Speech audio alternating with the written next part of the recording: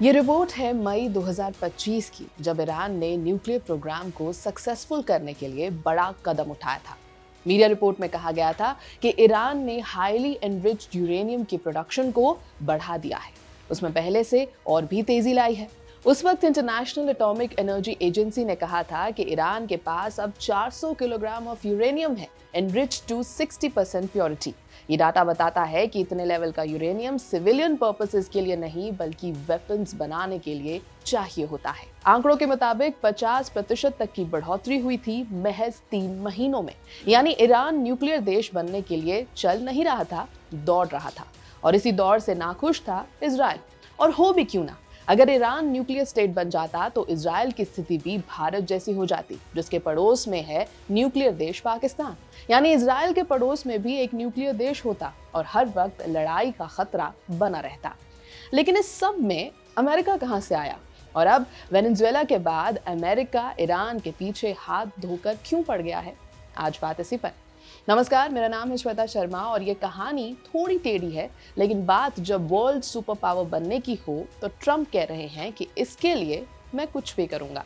Iran ने ये claim किया था कि यूरेनियम का प्रोडक्शन एक्यूमुलेशन हो रहा है पीसफुल पर्पसेस के लिए, लेकिन ईरान की हरकतें और बयान मेल नहीं खाते। ये बदलाव हुआ कब? ईरान, जिसे पहले पर्शिया कहा जाता था, वहां मोनार्क्स का शासन था, जिन्हें शाह कहा जाता था। इनका शासन पहलवी वंश के सत्ता से बाहर होने के बाद खत्म हो गया।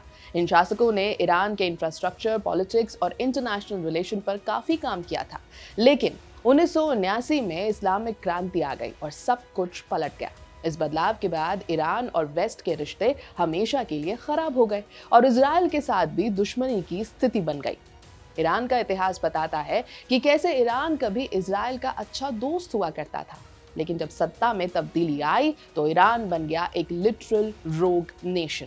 और ऐसे देश के हाथ में कोई नियर ब्रह्मास्त्र दे दे, यानी न्यूक्लियर वेपन्स दे दे, तो पड़ोस में ही नहीं पूरी दुनिया में तांडव के चांसेस बढ़ जाते हैं।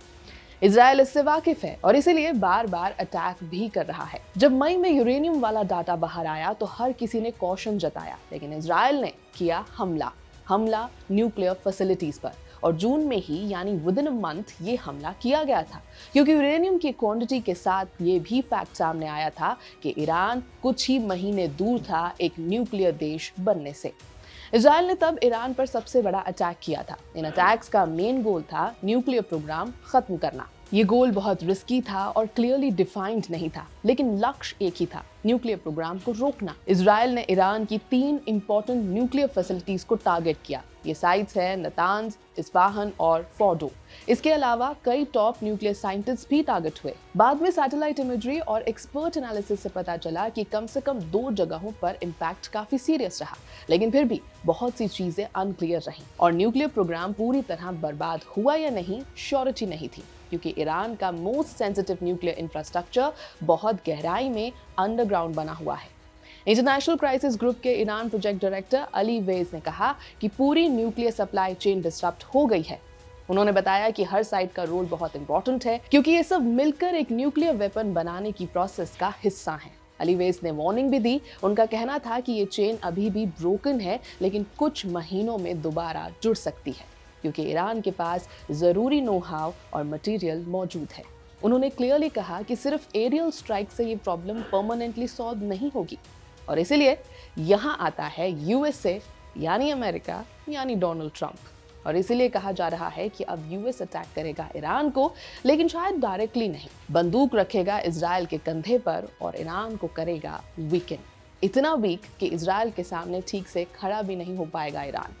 यानी ईरान को तोड़ेगा इजराइल, लेकिन उसके लिए डंडा देगा खुद अमेरिका। इसका सबसे पहला टारगेट है न्यूक्लियर प्रोग्राम को पूरी तरह खत्म करना। उसके 2 कारण हैं। एक, मिडिल ईस्ट में न्यूक्लियर देश सिर्फ इजराइल के लिए खतरा नहीं है, यूएस के लिए भी खतरा है। दूसरा, जो इजराइल के लिए खतरा है वो यूएस को भी पसंद नहीं, क्योंकि इजराइल के साथ यूएसए के अच्छे ताल्लुकात हैं। तो अटैक का पहला टारगेट होगा न्यूक्लियर साइट्स को तबाह करना, ईरान की क्षमता पर फुल स्टॉप लगाना। जो काम महीनों में होना था वो तो डिले हो ही गया था इजराइल के अटैक से, और अब उसे सालों के लिए डिले करना होगा तो लगेगी थोड़ी अमेरिका की बैक। दूसरा बड़ा रीजन है अमेरिका कंट्रोल चाहता है ईरान के ऑयल रिजर्व्स पर। वेनेजुएला में दुनिया के सबसे बड़े ऑयल रिजर्व्स हैं, उसके बाद है सऊदी अरेबिया और तीसरे नंबर पर है कनाडा और चौथे नंबर पर है ईरान। जहां कनाडा को ऑलरेडी ट्रंप बोल चुके हैं कि 51st स्टेट बन जाओ, ईरान के तो पीछे अच्छी तरीके से पड़ गए हैं। ईरान को वीकन करके इजराइल यानी अपने दोस्त को उस एरिया में स्ट्रॉन्गर करके ईरान के तेल पर भी राज करेगा अमेरिका, डायरेक्टली नहीं इनडायरेक्टली। और ये इनडायरेक्ट वॉर शुरू भी हो चुकी है। अमेरिका का पुराना फॉर्मूला कि प्रोटेस्ट भड़का दो, अभी फिर से प्रोटेस्ट फायर अप हुए हैं ईरान में। ईरान की फेलिंग इकोनॉमी से भड़के प्रोटेस्ट 9th डे में एंटर कर चुके हैं। देश भर में गुस्सा अभी भी कम नहीं हुआ है। यूएस प्रेसिडेंट डोनाल्ड ट्रंप ने एक बार फिर अमेरिकन इंटरवेंशन की धमकी दी है। उन्होंने ईरान को सीरियस कॉन्सिक्वेंसेस का वार्निंग भी दे दिया है। सोमवार को ऑनलाइन आए वीडियोस में तेहरान और साउथ वेस्टर्न सिटी यासूज में प्रोटेस्ट दिखाई दिए। सड़कों पर लोग सरकार के खिलाफ नारे लगाते नजर आए। ह्यूमन राइट्स एक्टिविस्ट के मुताबिक प्रोटेस्ट 31 में से 26 प्रोविंसेस तक फैल चुके हैं। पिछले हफ्ते से अब तक 19 प्रोटेस्टर्स और एक सिक्योरिटी पर्सनल की मौत हो चुकी है। रविवार को ट्रंप ने कहा था कि अगर और प्रोटेस्टर्स मारे गए तो ईरानियन अथॉरिटीज को बहुत भारी कीमत चुकानी पड़ेगी।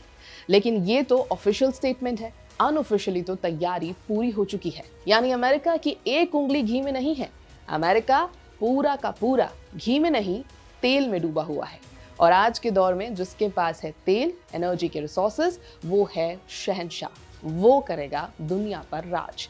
वेनेजुएला पर तो सीधा ही अमेरिका ने अपना राज जमा लिया है, ऑयल रिजर्व्स को यूज करेगा, रशिया और चाइना के लिए दरवाजा बंद कर दिया है और थ्रेट से सीधा उस देश को लिटरली अपना बिजनेस का अड्डा बना लिया है।